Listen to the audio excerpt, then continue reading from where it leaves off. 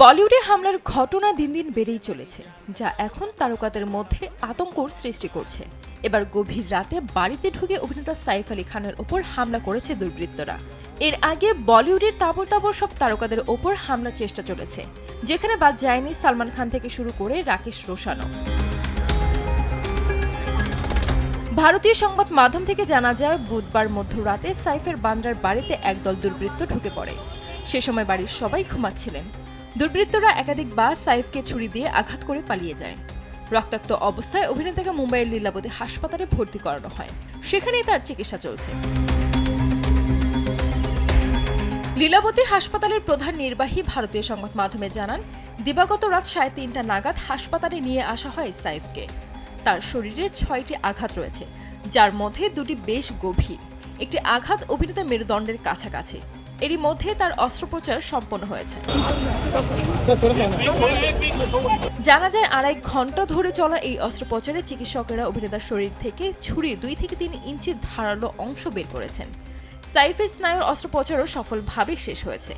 পাশাপাশি অভিনেতার cosmetic surgery সম্পন্ন হয়েছে। মুম্বাইয়ের বান্দ্রা ওয়েস্টে স্ত্রী কারিনা কাপুর খান এবং 2 ছেলে তৈমুর ও জাহারিকে নিয়ে থাকেন সাইফ।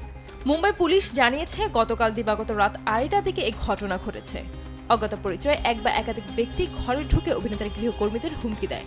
এ সময় সাইফ সেখানে গেলে তার ওপর হামলা করা হয়। জানা যায়, সে সময় কোনো অস্ত্র ছাড়াই সাইফ ডাকাতদের প্রতিরোধ করার চেষ্টা করেছিলেন। পরিবারকে রক্ষা করতে বেশি দুঃসাহসী পদক্ষেপ নিয়েছিলেন তিনি। তবে হামলার সময় কারিনা বাড়িতে ছিলেন কিনা তা স্পষ্ট নয়, কারণ এই ঘটনার কিছুক্ষণ আগে বোন কারিশমা কাপুর এবং 2 বন্ধু সোনাম কাপুর ও রিয়া কাপুরের সঙ্গে পার্টি করার ছবি সমাজ মাধ্যমে শেয়ার করেছিলেন তিনি।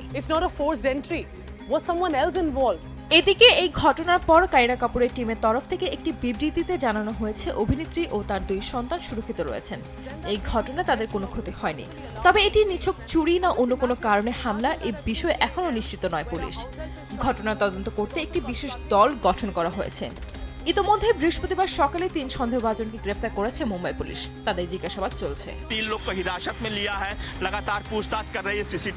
অভিনেতার ওপর হামলার খবরে উদ্বেগে গোটা বি টাউন। এদিকে বাবার ওপর হামলার খবর শুনে হাসপাতালে ছুটে এসেছেন সাইফের প্রথম পক্ষের 2 সন্তান সারা আলী খান ও ইব্রাহিম আলী খান। অন্যদিকে বন্ধুর বিপদের খবর শুনেই হাসপাতালে পৌঁছে গেছেন বলিউড বাদশাহ শাহরুখ খান। একে একে পরিবারের সদস্য সহ আরও অনেকেই অভিনেতাকে দেখতে হাসপাতালে এসে পৌঁছেছেন। অন্যদিকে অভিনেতার ওপর হামলার খবরে সবুজ অঙ্গনের একাধিক তারকা নিজেদের প্রতিক্রিয়া জানিয়েছেন। বলিউড অভিনেত্রী পূজা ভাট প্রশ্ন তুলেছেন দেশের আইন শৃঙ্খলা পরিস্থিতি নিয়ে। দেবরা সিনেমার সহ অভিনেতা জুনিয়র এনটিআর সাইফের দ্রুত আরোগ্য কামনা করেছেন। দক্ষিণী অভিনেতা চিরঞ্জীবও খবরটা শুনে খুবই খারাপ লাগছে উল্লেখ করে সাইফের দ্রুত আরোগ্য কামনা করেছেন। সঞ্জিদ আক্তার, দেশ টিভি।